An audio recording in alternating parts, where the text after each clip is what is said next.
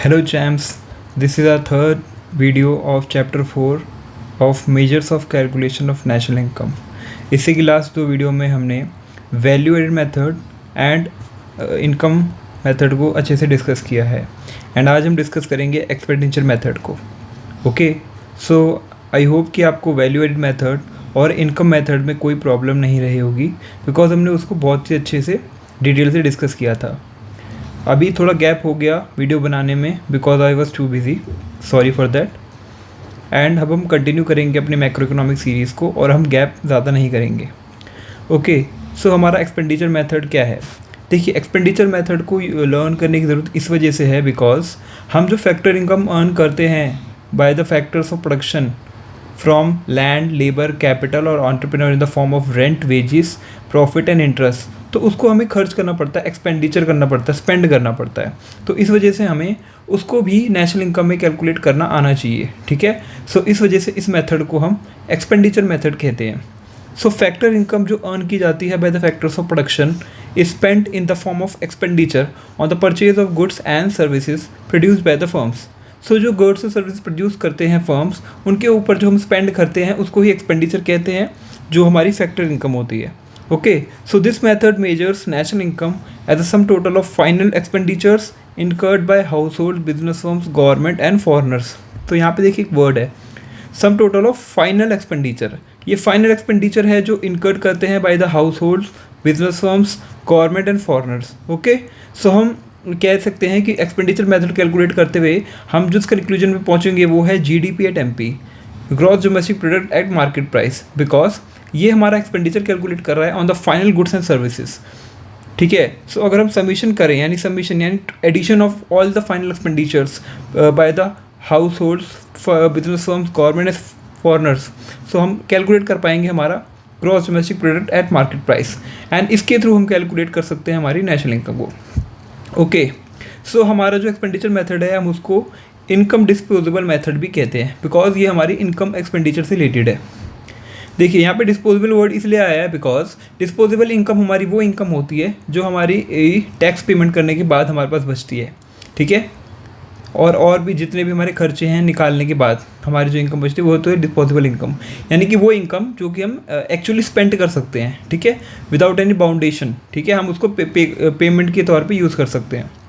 सो कुछ कॉम्पोनेंट्स होते हैं फाइनल एक्सपेंडिचर के या इनकम मेथड एक्सपेंडिचर मेथड्स के अंदर.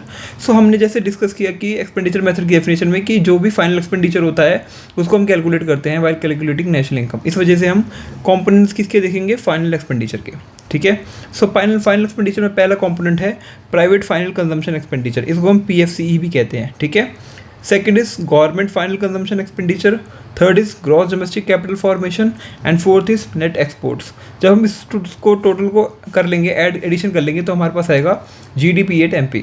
Okay, so private final consumption expenditure क्या होता है, जो भी हाउस होल्ड्स खर्च करते हैं, जैसे कि हम लोग कंजम्पशन पे खर्च करते हैं ना, वही होता है हमारा प्राइवेट फाइनल कंजम्पशन एक्सपेंडिचर. जैसे कि हाउस होल्ड जो करते हैं फाइनल कंजम्पशन एक्सपेंडिचर वो, और सेकंड होता है private non profit institution serving house hold final consumption expenditure, यानी कि जो नॉन प्रॉफिट ऑर्गेनाइजेशंस हैं, वो जो इंस्टीट्यूशंस हैं वो जो खर्च कर रही हैं फॉर द हाउस होल्ड्स के लिए पैसा कर रही हैं खर्च, लाइक उनको फूड दे रही हैं. ये नॉन गवर्नमेंट ऑर्गेनाइजेशन का काम क्या होता है, ठीक है, फ्री ऑफ कॉस्ट कुछ सर्विस प्रोवाइड करना या गुड प्रोवाइड करना. तो वो जो खर्च कर रही है ना कंजम्पशन के लिए फॉर हाउस होल्ड्स, ठीक है, फाइनल एक्सपेंडिचर, तो उसको भी हम कैलकुलेट करेंगे हमारे प्राइवेट फाइनल कंजम्पशन एक्सपेंडिचर में. ठीक है, हमारा सेकंड कंपोनेंट है government final consumption expenditure. It means जो गवर्नमेंट अपनी एडमिनिस्ट्रेटिव सर्विसेज के लिए खर्च कर रही है for the final consumption expenditure में, या गुड्स और सर्विस परचेज करने के लिए जो गवर्नमेंट के लिए नीडेड है. ठीक है, तो उसको हम कहेंगे government final consumption expenditure. Third है ग्रॉस डोमेस्टिक कैपिटल फॉर्मेशन. ठीक है, तो इसके अंदर हमारे पास दो कंपोनेंट्स हैं, एक gross fixed capital formation and second is inventory investment. यानी कि पहला है net fixed capital formation, depreciation add करें, क्योंकि डेप्रिसिएशन क्या होता है हमारा टीयर होता है, वियर और टीयर जो हमारा यानी परचेज यानी जो हमारा फिक्स एसेट है उसकी जो वैल्यू डिक्रीज होती है विद टाइम, तो उसको हम कहेंगे डेप्रिसिएशन. तो उसको ऐड करना ज़रूरी है. और ये नेट फिक्स्ड कैपिटल फॉर्मेशन क्या है कि जैसे कि हमने कोई बिल्डिंग, जैसे कोई हमारी मशीनरी है, ठीक है, हमारी लैंड है, ये सब चीज़ें हमारी होगी ग्रॉस डोमेस्टिक कैपिटल फॉर्मेशन, यानी कुछ कैपिटल फॉर्मेशन क्रिएट इन्वेस्टमेंट के पर्पज से होता है ये हमेशा। और ये एक होता है इन्वेस्टमेंट, ठीक है, इन्वेंट्री की इन्वेस्टमेंट, यानी कोई हमने इन्वेंट्री परचेज करी है, ठीक है। इन्वेंट्री का मतलब होता है कि हम जो गुड्स और सर्विस परचेज करने के लिए रॉ मटेरियल खरीदते हैं, अब उसको हम कह सकते हैं इन्वेंट्री, ठीक है। जो हाँ, उसको एक इन्वेस्टमेंट के तौर पे हम ले सकते हैं इन्वेंट्री को। इन्वेंट्री जैसे मशीन्स हो गई, ठीक है, बड़ी बड़ी मशीन्स हो गई for the production of goods and services. और ग्रॉस फिक्स्ड कैपिटल फॉर्मेशन हो गया, ठीक है। कैपिटल फॉर्मेशन करने के लिए हमने जो फिक्स्ड एसेट्स पे पैसा खर्च करा है, ठीक है, उनको कहेंगे हम फिक्स कैपिटल, ये ग्रॉस फिक्स्ड कैपिटल फॉर्मेशन। और इन्वेंट्री इन्वेस्टमेंट जैसे बताया कि हम जो स्टॉक होता है, इसको हम चेंज इन स्टॉक भी कह सकते हैं। तो हमारा जो इन्वेंट्री होता है ना स्टॉक, उसको उसमें जब इन्वेस्ट करते हैं तो हम उसको इन्वेंट्री इन्वेस्टमेंट कहते हैं। एंड फोर्थ हमारा कंपोनेंट है नेट एक्सपोर्ट, यानी कि एक्सपोर्ट्स को हम एक्स से डिनोट करेंगे, इम्पोर्ट्स को हम एम से डिनोट करेंगे। यानी कि जो हमारा एक्सपोर्ट है उसमें जब हम इम्पोर्ट को माइनस कर देंगे तो हमारा नेट एक्सपोर्ट्स आ जाएगा, ठीक है। इन चारों कंपोनेंट को अभी हम डिटेल से डिस्कस करेंगे ताकि आपके मन में कोई डाउट ना रहे और अच्छे से क्लियर हो जाए हर चीज़। पहला है हमारा प्राइवेट फाइनल कंजम्पशन एक्सपेंडिचर, इसको हम PFCE भी कहते हैं। It refers to the expenditure incurred by households and private non-profit institutions serving households on all type of consumer goods, that is durable, semi-durable, non-durable goods and services। देखिए यहाँ पे क्या है, सिंपल सा मतलब ये रेफर कर रहा है एक्सपेंडिचर इनकर जो कर रहे हैं हाउस होल्ड। एक तो हाउस होल्ड है जो हम लोग हो गए, जो हम अपनी डेली कंजम्पशन के लिए खर्च कर रहे हैं पैसा, ठीक है, वो हमारा एक्सपेंडिचर हो गया, तो वो हाउस होल्ड्स का एक्सपेंडिचर हो गया। सेकेंड हो गया प्राइवेट नॉन प्रॉफिट, यानी गवर्नमेंट ने लिखा है यहाँ पे प्राइवेट, जो प्राइवेट हमारे NGOs हैं, ठीक है। नॉन प्रॉफिट इंस्टीट्यूशन कौन से होते हैं? NGOs, ठीक है, जो प्रॉफिट के पर्पज से काम नहीं करते।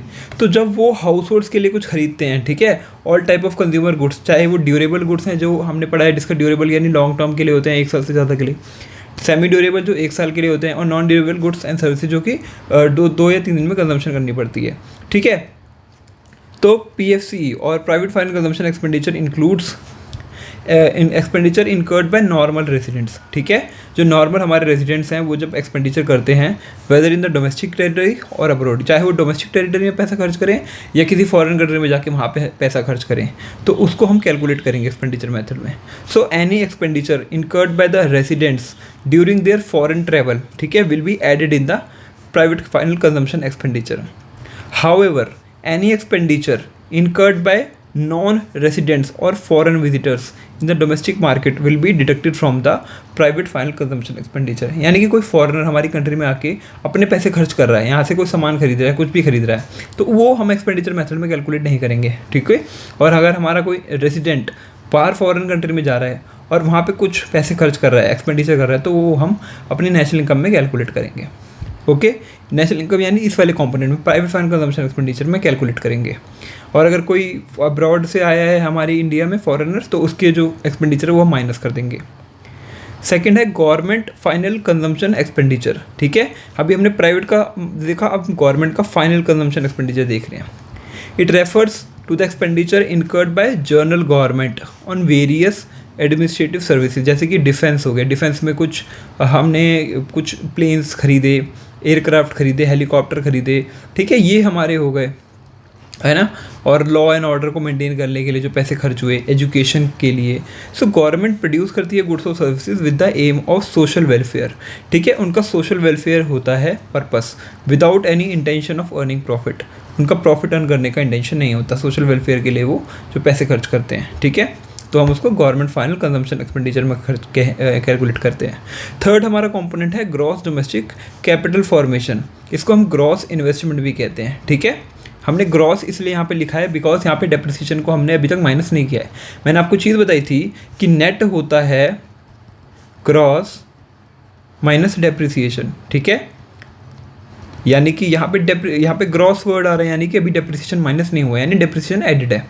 इस वजह से इस वाली टेबल में हमने देखिए, इस वाली टेबल में हमने डेप्रिसिएशन को ऐड लिख रखा है, ठीक है, आपको समझाने के लिए मैंने बताया। It refers to addition to the capital stock, ठीक है।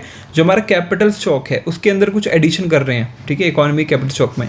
It represents expenditure incurred on acquiring goods for investment by the production units, यानी कि जो एक्सपेंडिचर इनकर किया जा रहा है एक्वायरिंग गुड्स और फॉर इन्वेस्टमेंट के पर्पज से प्रोडक्शन यूनिट में, located within the domestic territory, वो डोमेस्टिक टेरिटरी के अंदर लोकेट होना चाहिए। There are two components of gross domestic capital formation. पहला कंपोनेंट है ग्रॉस फिक्स्ड कैपिटल फॉर्मेशन। इसका मतलब होता है refers to the expenditure incurred on purchase of fixed assets. जब हम परचेज ऑफ फिक्स्ड एसेट्स के अंदर एक्सपेंडिचर करते हैं तो हमारा ग्रॉस फिक्स्ड कैपिटल फॉर्मेशन होता है। सेकंड होता है चेंज इन स्टॉक। अब इसको हम इन्वेंटरी इन्वेस्टमेंट भी कहते हैं। It refers to the physical change, ठीक है, यानी स्टॉक में जो हमारा ओपनिंग और क्लोजिंग स्टॉक था उसके अंदर क्या, जैसे हम क्लोजिंग में से ओपनिंग माइनस करेंगे तो जो हमारा आएगा वो हमारा होगा चेंज इन स्टॉक, ठीक है। It refers to physical change in the stock of raw materials. Semi finished goods, यानी कि अभी जो बने नहीं हैं, अभी बनने की स्थिति मतलब सेमी फिनिश्ड हैं, पूरी तरीके से नहीं बने हैं, और फिनिश्ड गुड्स जो कि पूरी तरीके से यूज़ करने के लिए हैं, ठीक है, लाइंग विद द प्रोड्यूसर, तो उसको हम कहेंगे change in stock. It is included as an investment item because it represents the goods produced but not use for current consumption, यानी कि ये गुड्स प्रोड्यूस हुए हैं बट करंट कंजम्पशन के लिए पर्पज से यूज़ नहीं किए गए, ठीक है। एंड फोर्थ हमारा है नेट एक्सपोर्ट्स। इसको हम एक्स माइनस एम भी कहते हैं, export minus import. It refers to the difference between exports and imports of a country during a period of 1 year, यानी 1 साल के अंदर जितने भी एक्सपोर्ट्स हुए हैं। एक्सपोर्ट्स का मतलब आपको पता होगा, जो भी यहाँ पे फॉरेनर आता है और हमारे गुड्स और सर्विस को परचेज़ करता है उसको हम कहते हैं एक्सपोर्ट, या यहाँ से हम अपने गुड्स और सर्विस को बाहर भेज रहे हैं फॉरेन कंट्री में, ठीक है, उसको हम कहेंगे एक्सपोर्ट, ठीक है। Export refers to the expenditure by foreigner on purchase of domestic product, यानी हमारे डोमेस्टिक प्रोडक्ट फॉरेन कंट्री में जा रहा है या कोई बाहर से बंदा हमारा प्रोडक्ट खरीदा है तो हम उसको एक्सपोर्ट की कैटेगरी में डालेंगे, ठीक है। बट हम कहीं से बाहर से किसी फॉरेन कंट्री से कुछ इंपोर्ट कर रहे हैं, लेट्स सपोज हम ऑयल इंपोर्ट कर रहे हैं या हम कुछ मशीनरी इंपोर्ट कर रहे हैं, तो उसके लिए हम जो पेमेंट करेंगे ना वो हमारा होगा इंपोर्ट्स, यानी imports is the expenditure by the resident. ये रेसिडेंट वर्ड इसलिए लिखा है क्योंकि हम लोग कर रहे हैं, हमारी कंट्री के पर्सन कर रहे हैं ऑन फॉरेन प्रोडक्ट्स, ठीक है। तो हम एक्सपोर्ट में से इंपोर्ट इसलिए माइनस करते हैं बिकॉज इंपोर्ट में हमारी मनी आउटसाइड फ्लो करती है, ठीक है, outside flow of money, and exports में हमारी मनी इनसाइड फ्लो करती है, inside flow of money, because जब हम बाहर भेजते हैं ना अपना कोई प्रोडक्ट तो उसके बदले हमें पैसे मिलते हैं, इस वजह से हम उसको कहेंगे इनसाइड फ्लो ऑफ मनी। हमारे पास पैसा आता है और यहाँ पे हमारा पैसा जाता है, हम क्योंकि बाहर से मंगा रहे हैं तो हमें बाहर वालों को पैसे पे करने पड़ते हैं, इस वजह से हम एक्सपोर्ट में से इंपोर्ट माइनस करते हैं और हमारा नेट एक्सपोर्ट्स आता है, ठीक है। सो जैसे कि यहाँ पे लिखा है, it refers to the difference between exports and imports of a country during a period of 1 year. ये हमने डेफिनेशन अच्छे से कर ली। अब हम देखते हैं कि कैलकुलेशन कैसे करते हैं एक्सपेंडिचर मेथड से नेशनल इनकम का। जैसे कि मैंने बताया था कि जीडीपी एट एमपी निकलता है जब हम चारों कंपोनेंट को ऐड करते हैं। जैसे कि जीडीपी एट एमपी का फॉर्मूला हो गया प्राइवेट फाइनल कंजम्पशन एक्सपेंडिचर, ठीक है, plus gross final consumption expenditure plus gross domestic capital formation plus net exports.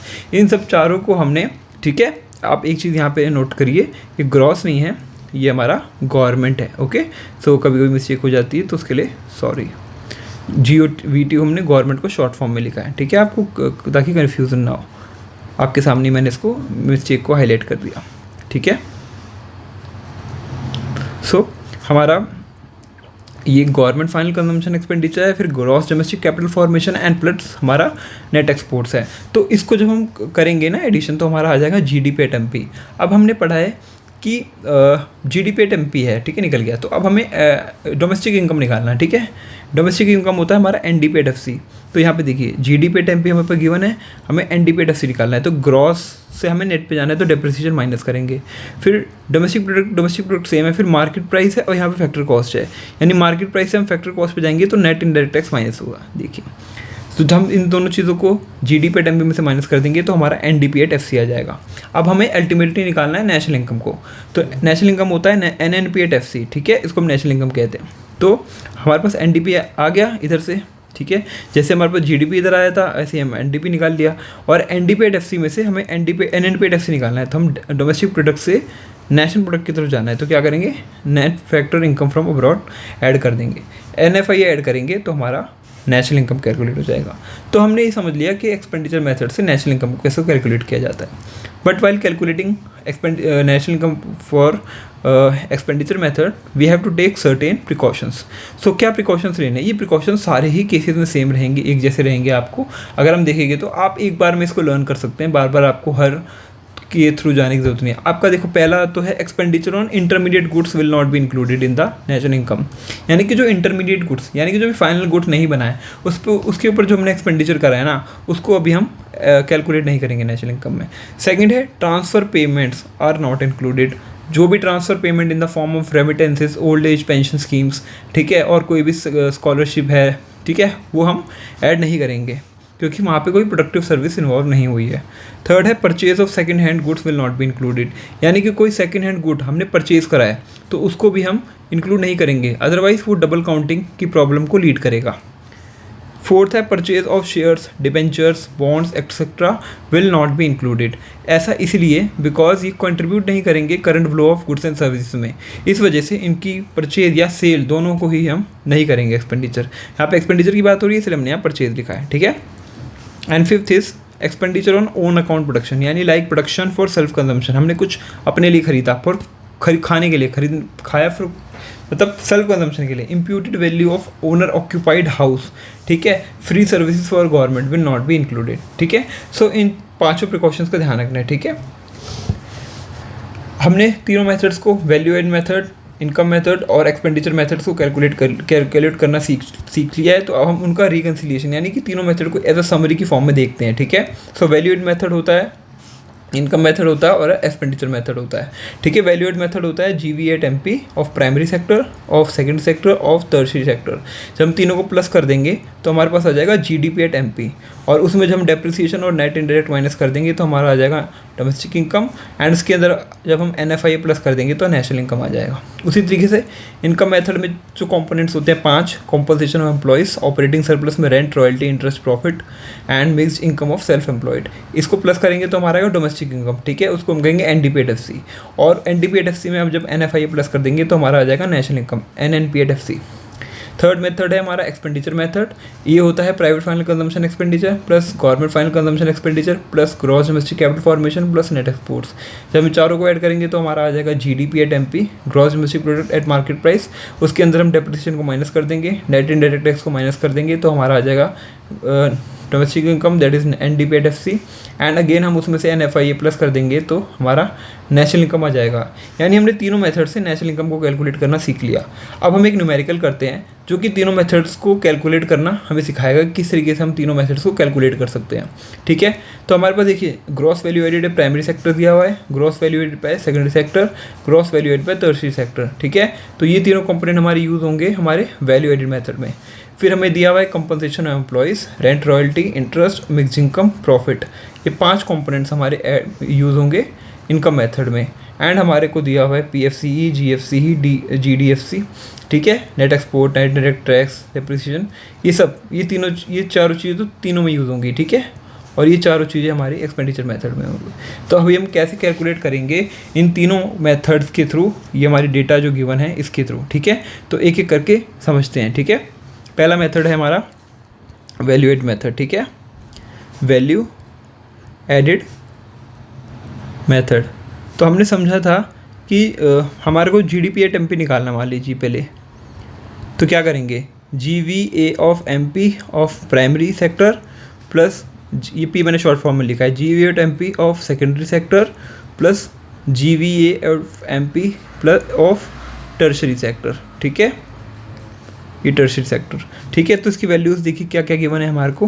Primary की 1600, फिर इसकी 2500, फिर 1200, 1600, 2500 और 1200, ये हो गई 1600, ये हो गई 2500, ये हो गई 1200, ठीक है। 1600, 2500, 1200, ये हमारा हो गया 5300, ठीक है। हमने GDP एट MP निकाल लिया। अब हमें निकालना है, देखिए अगर डायरेक्ट नेशनल इनकम निकालने को बोलेगा तो आप डायरेक्ट भी नेशनल इनकम निकाल सकते हो। ये सब मैं आपको इसलिए सिखा रहा हूँ क्योंकि हमने मेथड के थ्रू करा है। अगर आपको बोल दिया डोमेस्टिक इनकम में निकालनी है, नेशनल इनकम में निकालनी है, तो इस वजह से हम ये स्टेप फॉलो कर रहे हैं, अदरवाइज आप डायरेक्ट भी निकाल सकते हैं। अब निकालेंगे NDP एट FC, इसको कहते हैं हम डोमेस्टिक इनकम, ठीक है, डोमेस्टिक इनकम। इसका कैलकुलेट करने का तरीका है GDP एट MP, ठीक है, माइनस डेप्रिसिएशन, एंड इसमें हम माइनस कर देंगे NIT, नेट इनडायरेक्ट टैक्सेस। तो देखिए GDP एट MP हो गया हमारा 5300 जो हमने निकाला है। अब डेप्रिसिएशन देखेंगे हमें कितना दिया है, डेप्रिसिएशन दिया हुआ है 500 रुपये, तो हम इसमें से 500 माइनस कर देंगे।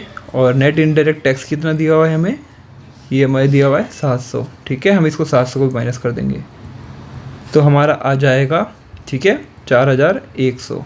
ये हो गया हमारा डोमेस्टिक इनकम। अब हम निकालेंगे नेशनल इनकम, NNP@FC, ठीक है, नेशनल इनकम। तो ये होता है हमारा NDP@FC। अब इसमें हम क्या करेंगे, NFIA ऐड कर देंगे। तो 4100 4100 प्लस हमारा NFIA देखिए कितना है, 100 रुपीज़। तो हम इसको 100 उसमें ऐड कर देंगे तो हमारा आ गया 4200 हमारा, ठीक है, NNP@FC। यानी हमारा नेशनल इनकम निकल चुका है थ्रू वैल्यू एडेड मेथड। तो हम आई होप कि आपको ये वाला मेथड अच्छे से समझ आ गया। देखिए अगर आपको GDP से डायरेक्ट ये निकालना है, ठीक है, तो आप क्या कर सकते हैं, ये जो दो कंपोनेंट है इसको GDP में से माइनस करेंगे, ये यानी एनकोडेट करके इस दोनों माइनस कर देंगे और NFI डायरेक्ट प्लस कर देंगे। अगर आपको डायरेक्ट निकालना है, ये लिखने की जरूरत नहीं है फिर, ठीक है, क्योंकि मैंने आपको कैलकुलेट करना बताया है कि ऐसे ग्रॉस डोमेस्टिक प्रोडक्ट से MP से आप NNP@FC कैसे निकाल सकते हैं। पिछले लास्ट वीडियो में जब हमने नेशनल इनकम को कैलकुलेट, एग्रीगेट को कैलकुलेट करने का तरीका समझा था, ठीक है। तो आप वो वीडियो जाके देखेंगे तो आपको डायरेक्ट कैलकुलेट करना भी आ जाएगा, ठीक है। तो हमने वैल्यूएट मेथड से कैलकुलेट कर लिया। अब हमारा सेकंड मेथड है इनकम मेथड, ठीक है, इनकम मेथड में हमें याद है, हम जब इनकम मेथड करते हैं तो डायरेक्टली NDP@FC कैलकुलेट होता है, उसमें GDP@FC कैलकुलेट नहीं होता। तो उसके लिए हम क्या करेंगे, जो हमारे इनकम मेथड में जैसे कंपनसेशन ऑफ एम्प्लॉयज़ है, ठीक है, मैं आपको ऐसे बता रहा हूँ, हम डायरेक्ट यहाँ पे ऐड करते हैं। कंपनसेशन ऑफ एम्प्लॉयज़ है, रेंट है, रॉयल्टी है, इंटरेस्ट है, प्रॉफिट है, मिक्स्ड इनकम। ये 5 कंपोनेंट देखिए शुरुआत में दिए हुए हैं, ये यहाँ पे rent, royalty, interest, mixed income, profit और ये कंपनसेशन ऑफ एम्प्लॉयज़। इन सब चारों को प्लस करेंगे, 1500, 1000, 450, 600 और 550, ठीक है।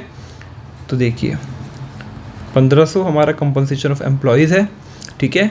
फिर रेंट एंड रॉयल्टी हमारा कितना है, हमारा है 1000, रेंट रॉयल्टी 1000। फिर हमारा इंटरेस्ट है, इंटरेस्ट हमारा कितना है 450। फिर हमारा मिक्स्ड इनकम 600, 450, फिर मिक्स्ड इनकम हमारा 600 और हमारा प्रॉफिट कितना है, देखिए प्रॉफिट 550। ये मैं फिर फार्मूला ही लिख रहा हूँ, देखिए, ठीक है। आपको इजीली फार्मूला मैंने बता रखा है पहले इनकम मेथड में किस तरीके से निकलता है। तो हमारा जो NDP@FC आएगा, यानी डोमेस्टिक इनकम, किसको डोमेस्टिक इनकम भी कहेंगे, ठीक है, ये हमारा आएगा 4100। और NNP@FC निकालने के लिए, यानी नेशनल इनकम कैलकुलेट करने के लिए, इसमें हम NFI ऐड कर देंगे जो कि है 100 रुपीज़। ही देखिए 100 रुपीज़, तो हमारा आ जाएगा 4200। यानी कि इस मेथड में भी हमारा नेशनल इनकम जो है सेम आया। देखिए तीनों मेथड से जो नेशनल इनकम अल्टीमेटली आएगा वो सेम ही आएगा, ओके। एंड थर्ड हमारा मेथड है एक्सपेंडिचर मेथड, ठीक है, एक्सपेंडिचर मेथड। सो एक्सपेंडिचर मेथड भी हमें कैलकुलेट करना आता है। किस तरीके से करते हैं, पहले हम GDP@MP कैलकुलेट करते हैं, ठीक है। उसके लिए हम जो भी private final consumption expenditure plus government final consumption expenditure plus gross domestic capital formation plus net exports, ये चारों को ऐड करते हैं, ठीक है। तो ये क्या है हमारे, देखिए ये यहाँ पे मैंने बताया PFCE, GFCE, GDFC, net exports, ठीक है। तो 3500, 650, 1300, ठीक है, ठीक है, 3500, 650, 1300 और हमारा नेट एक्सपोर्ट्स है -150। नेट एक्सपोर्ट्स -150 कैसे आया, यानी कि हमारे एक्सपोर्ट्स कम होंगे, इंपोर्ट ज़्यादा होंगे, ठीक है। तो जब हम ये देखिए एक्सपोर्ट्स में से इंपोर्ट्स माइनस करेंगे ना, तो हमारा ये कंपोनेंट छोटा है, ये कंपोनेंट बड़ा है, तो बड़े के साथ अगर माइनस का साइन है तो आंसर में भी माइनस लग जाता है। इसलिए हमारा 150 जो है नेगेटिव वैल्यू आई होगी, ठीक है। और इंडिया के केस में हमारा एक्सपोर्ट्स कम ही रहता है, इंपोर्ट ज़्यादा रहता है, ठीक है। तो हमारा जो वो होता है ना, वहाँ पे वो डेफिसिट में ही रहता है, यानी नेट एक्सपोर्ट जो हमारा नेगेटिव ही आता है हमेशा, ठीक है। तो यहाँ से जब हम GDP कैलकुलेट करेंगे तो हमारा आएगा 5300, ठीक है। ये हमारा हो गया GDP@MP, ठीक है। अब हम GDP@MP से निकालेंगे NDP@FC, इसको कहते हैं डोमेस्टिक इनकम। तो ये हो गया, वही वापस मेथड आ गया, वही हमारा डेप्रिसिएशन माइनस NIT। तो ये हो गया हमारा 5300 minus 500 depreciation minus 700 net indirect tax. तो ये हमारे पास आ गया 4100 हमारा NDP@FC। और हमारे को NNP@FC निकालना है, यानी कि नेशनल इनकम। तो उसके लिए हम क्या करेंगे, NDP@FC में से इसमें NFIA जोड़ देंगे जो कि है 100 रुपये। तो 4100 प्लस 100 हमारा हो गया 4200।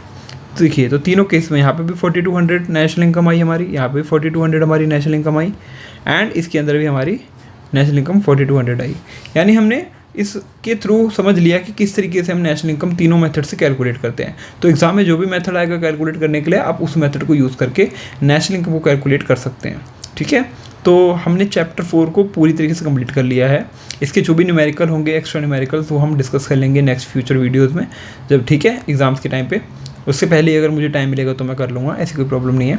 ठीक है, तो हमने अच्छे से इन सबको मेथड्स को डिस्कस कर लिया, और मेरी तरफ से जो चैप्टर 4 था, measurements of calculation of national income aggregates of national income, वो हमने अच्छे से कर लिया है, मेजरमेंट्स ऑफ नेशनल इनकम। ठीक है, सो नेक्स्ट वीडियो में हम मनी के चैप्टर को डिस्कस करेंगे, और उससे फर्दर वीडियो में हम मैक्रो इकोनॉमिक्स के और भी इंपॉर्टेंट टॉपिक्स को कंप्लीट करेंगे और अपनी क्लास 12th की इकोनॉमिक्स की जर्नी को ईजी करेंगे। ठीक है, सो वीडियो में बने रहने के लिए thank you so much guys.